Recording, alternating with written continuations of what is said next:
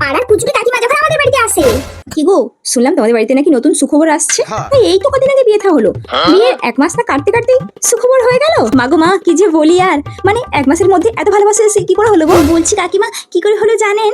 একদিন না আমাদের বাড়িতে কেউ ছিল না, ওই যে আমার পিসি শাশুড়ি মায়ের মেয়ের বিয়ে ছিল না, ওখানে আমার বাড়ির সবাই গিয়েছিল, আর আমি তো বাড়িতে একা ছিলাম। আর তারপর আমার স্বামী কাজ থেকে বাড়ি ফিরে এলো, মানে আর সেদিন না খুব বৃষ্টি হচ্ছিল, মানে আলাদাই একটা পরিবেশ জানেন তো। তারপর সে ঘর ঢুকলো, সে আমাকে জড়িয়ে ধরলো, তারপর আমাকে ঘরের ভিতরে টেনে নিয়ে গেল। তারপরে না এই থাক থাক বাচ্চা, আর শুনতে চাই না। না না, শুনুন শুনুন, এখনো আছে, দাঁড়ান দাঁড়ান, শুনুন একটু। তা বৌমা, কি জাদু করলে তোমার বরটাকে?